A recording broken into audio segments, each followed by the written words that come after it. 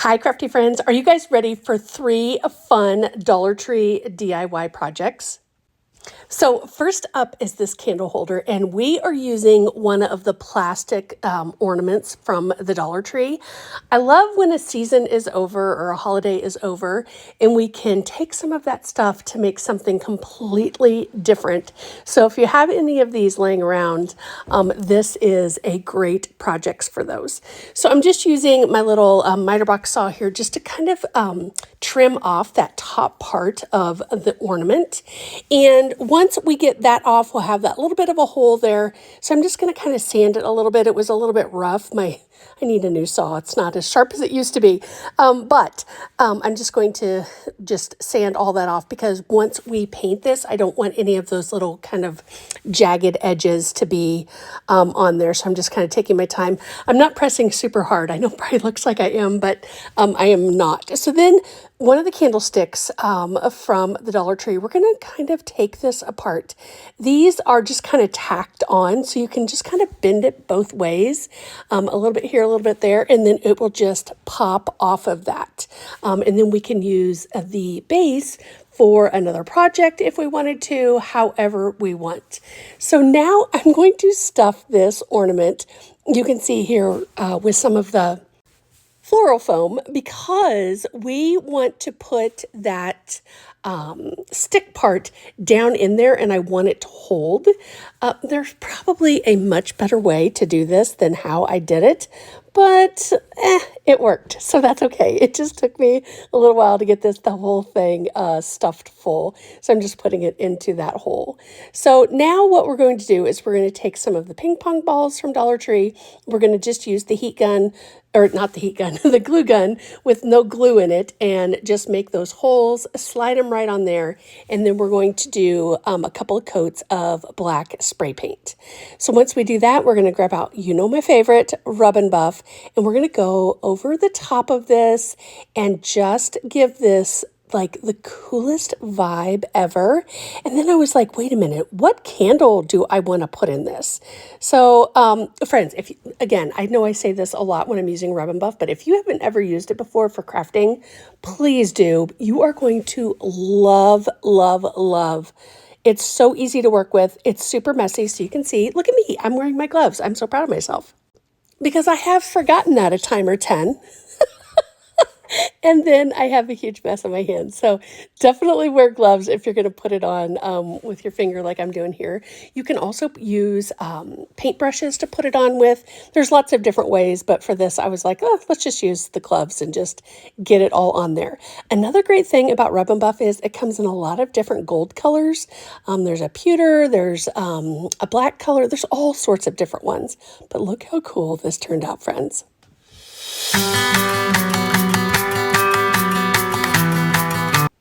All right, are we ready for project number 2?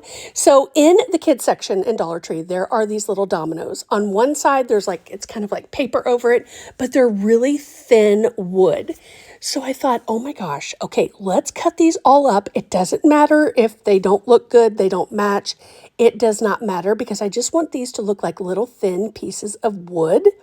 And then you can see up there in the corner, I took a really thin piece of cardboard that I had and I cut out a circle, and then I just made it like the ring. So I cut out the inside of the circle as well. And what we're going to do is we are going to make like a base that you could put a wreath on top of it. You could put a big candle on top of it. We can do a lot of different things with these. So like I said, there is no rhyme or reason to these sizes. I was just cutting them all up. And again, these are those little wood dominoes from the Dollar Tree. I love these things. They craft so nicely. So then I was like, okay, well, what are we going to do about the in-between parts? So I trimmed one of the dominoes in half and then just cut each one of those sides and then just did the same thing. And then what we'll do is we will just hot glue all of it down to that piece of cardboard that I said that I had cut out. And once we get all those glued down, then those thinner pieces we'll put on the in-between parts. So I made this a little bit bigger. If I would gone just maybe like half an inch a little bit smaller, pushing these in, I could have used this really big candle. I thought it was going to fit there, and then I was like, oh wait, it doesn't. But I came up with another really cool idea to do. So anyways, I'll show you that in just a second. But again, just hot gluing everything down into place. And then again, with the thinner pieces that I cut, we're going to do that. And the great part about this, friends, is it doesn't have to be perfectly perfect. It can be willy-nilly, because what we're going to do is I'm going to actually put a coat of paint over the top of this wood. If you just wanted to stain the wood, you could do that. Sometimes putting a layer of the paint down first helps, because I'm going to use some of the Waverly antiquing wax, and I like how that goes over the top of the paint rather than just straight onto the wood pieces. So that's why I'm going to paint it. Now, oddly enough, my paint is very much the same color on camera as it looks. Yeah, that's already painted. So it looks very much the same, but here's where I'm just going to use that antiquing wax. And again, I'm just going to use a glove. Okay, who notices I only have one glove on? Yeah, guess who now has antiquing wax all over her hands? I don't know what my problem is. I'm like, just put two gloves on, Bonnie. You don't. Anyways, friends, put 2 pairs of gloves on, or put 2 gloves on, not pairs. Well, anyways, let me through it. You know what I meant. All right, so now we're just going to put this all on there, and then look how adorable this turned out. I love it.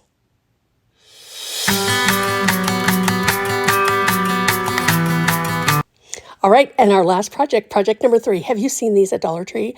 I think they are so adorable, but I want to take it apart.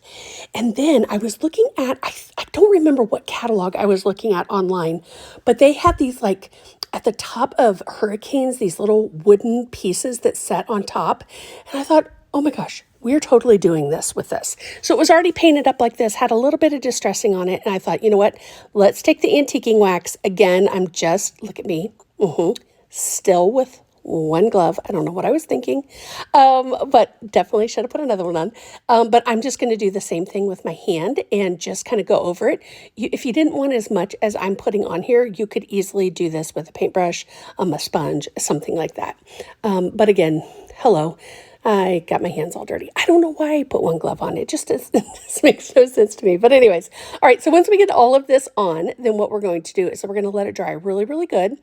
And then after it dries, I kind of went back and wiped some of it off too. I just took a paper towel just in case there was any extra. But we're going to let it dry really good. And then we're going to do a little bit of sanding over the top of this just to kind of pull back in some areas where there is a lot. But I definitely wanted to make sure that edge was on there really good. And then on the piece that I saw, it had like a little top or a little, almost looked like a bead on the top that you could like pull it off with. So I was like, oh, I have some of those kind of half looking bead things that I got at Walmart a while back. You know, it's just on one side, it's flat so the bead can lay flat. And I thought, oh, let's put that right in the middle. And I think that would be perfectly really cool too.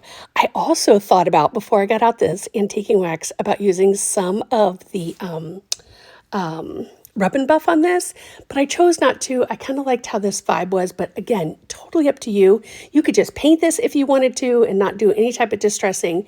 Add the little knob on the top, and how fun would that be? I just think these would be super cute, especially if you're like decorating for a party or something, having like all different ones. So, because I mean, hello, we all have tons of candles. Okay, maybe that's just me, because I do have a lot of candles. But anyways, you can see I'm just kind of like in some parts getting really heavy with this stuff. But again, we're going to go back with some sandpaper and just kind of lighten up some of those areas. And then again, the little half bead thing on the top, that'll be kind of like where we can pick it up from. I just added a little bit of E6000 and then just a little bit of hot glue just to kind of tack it on. And I'm just going to go right in the center, and then we'll paint that up with the antiquing wax. And it's that simple, friends. I love easy crafts. So here's how it turned out. Thank you guys so much for watching. Don't forget to subscribe for more.